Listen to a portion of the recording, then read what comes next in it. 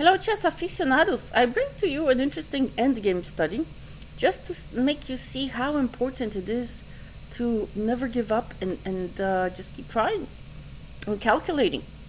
Okay, so let's go watch this game. This was between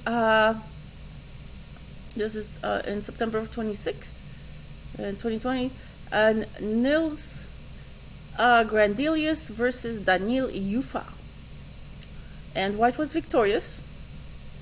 Here they're already ahead by 1.8 pawns. But let's continue watching this endgame. Okay. Some movement.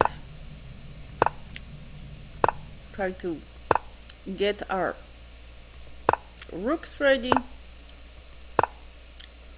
Gotta make sure that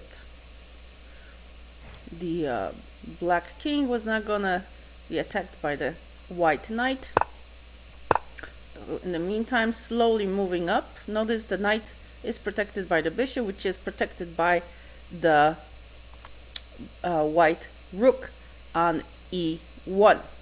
In the meantime, he's also moving up the d pawn. Okay, attacking the knight.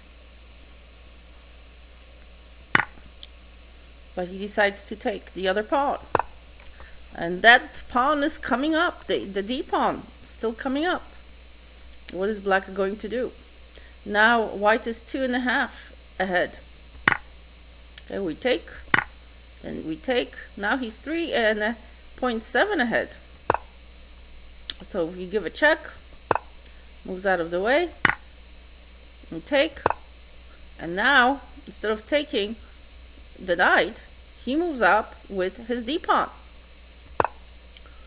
And so now he tries to block it with his black rook. Now it's 4.8 ahead for white. Now it's 5.1 against with this move. The bishop is attacking the rook. Takes the rook, takes the pawn.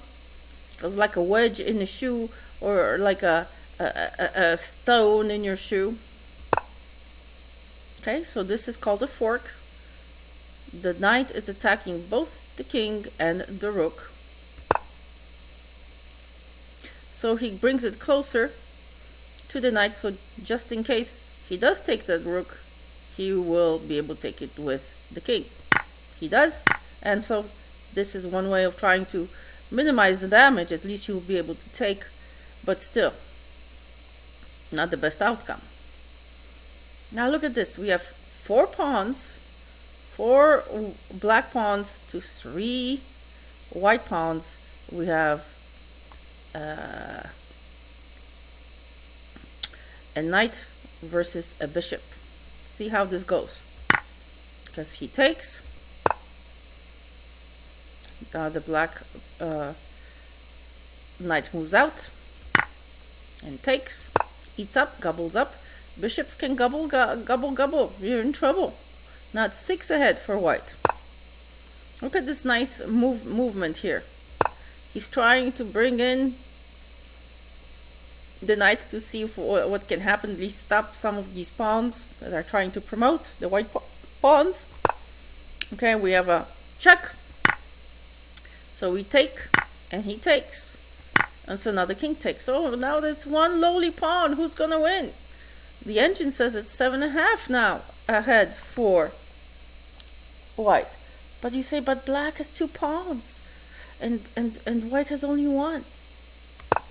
So look at that. The bishop goes back. There's now the kings become active. Look at the kings. The kings come. All right. The kings.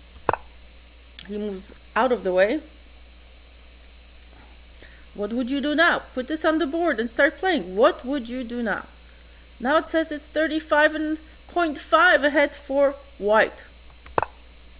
Okay. We take. And this is where the game ended. White was victorious. Can you play this game out again? What a game for Nils Grandilius. You don't hear much about him, but it's a very good game to review. your endings. So set it up. As you can see, he was moving slowly up, moving it up. So never ever give up. Thanks for watching. Au revoir.